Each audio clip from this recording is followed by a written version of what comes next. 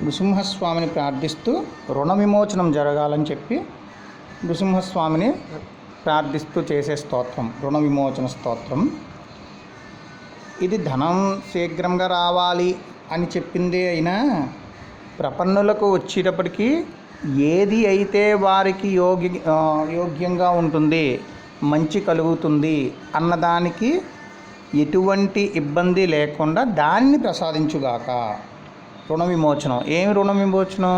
ఇటు పాపమైనా సరే పుణ్యమైనా సరే పెంచుకుంటూ వెళ్ళిపోతే మళ్ళీ మళ్ళీ సంసారంలో పడాల్సిందే కనుక అలాంటివి ఏమీ లేకుండా కూడా ఇక్కడ ఉన్నంతకాలం సుఖంగా సంతోషంగా జీవించి తరువాత ఇలాంటి ఇబ్బందులు ఏం లేకుండా దేన్ని కూడా నిల్వ ఉంచుకోకుండా, అంటే రుణం ఉంచుకోకుండా పెరుమాళ సన్నిధికి ఆటంకం లేకుండా చేసుకునేదానికి సంబంధించినట్టుగా ప్రపన్నులు దీన్ని ఇలా ప్రార్థించాలన్నమాట.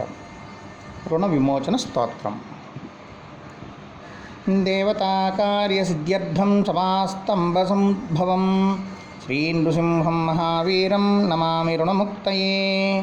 లక్ష్మ్యాలింగితవామాంగం భక్తానాం వరదాహయకం శ్రీనృసింహం మహావీరం నమామి రుణముక్తయే. ఆంధ్రమాలాధరం శంఖచక్రాద్యాయుధధారిణం శ్రీనృసింహం మహావీరం నమామి రుణముక్తయే. స్మరణాత్ సర్వపాపఘ్నం కద్రోజ విషనాశనం శ్రీనృసింహం మహావీరం నమామి రుణముక్తయే. సింహనాదేన మహతా దిగ్దంతి భయనాశనం శ్రీనృసింహం మహావీరం నమామి రుణముక్తయే.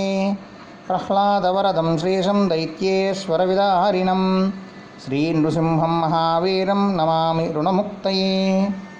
క్రూరగ్రహైః పీడితానాం భక్తానామభయప్రదం శ్రీనృసింహం మహావీరం నమామి రుణముక్తయే. వేదవేదాంతయజ్ఞేశం బ్రహ్మరుద్రాదివందితం శ్రీనృసింహం మహావీరం నమామి రుణముక్తయే. యయిదం పఠతే నిత్యం రుణమోచన సంజ్ఞితం అనృణే జాయతే సద్యో ధనం శీఘ్రమవాప్నుయాత్.